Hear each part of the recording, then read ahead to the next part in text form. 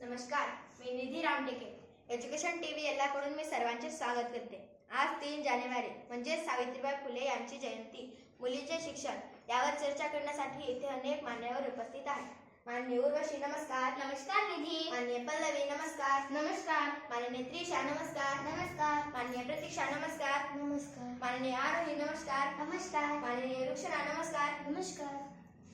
आजही गावातील लाखो मुली शिक्षणाकडे दुर्लक्ष करतात. कसेबसे प्राथमिक शिक्षण पूर्ण करतात, त्यानंतर लग्नच करतात, असे तुम्हाला नाही वाटत का? होय निधी, बरोबर आहे. आजही गावातील मुली असे करताना दिसतात. शहरापेक्षा गावातील मुली शिक्षणाकडे दुर्लक्ष करताना दिसतात. आज सावित्रीबाई फुले जयंती आपण बालिका दिन म्हणून साजरा करीत आहोत. एक विचार करा, क्रांतीज्योती सावित्रीबाई त्यावेळी दगड, माती, शेण खाऊन शिक्षणासाठी इतके प्रयत्न केले. आता तर परिस्थिती त्यापेक्षा खूप चांगली आहे. मी तेच तर म्हणते, आता अनेक सोयी सुविधा असतानाही मुली शिक्षणाकडे दुर्लक्षच करतात. खरंच या गोष्टीसाठी आई-वडील सुद्धा दोषी आहेत की मुलगी शिकून काय करेल.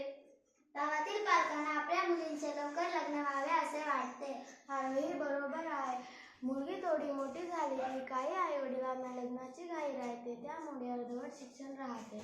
बालवयात लग्न करणे हे काही बरोबर नाही. आजच्या या कॉम्प्युटर युगात अजूनही आपण मागेच आहोत. आज क्रांतीज्योती सावित्रीबाई फुले यांची जयंती आहे. आज तरी अशी प्रतिज्ञा करू की लग्नाची वय झाल्याशिवाय किंवा शिक्षण पूर्ण झाल्याशिवाय लग्न करणारच नाही. नक्की आज आपण सर्व मुली प्रतिज्ञा करूया.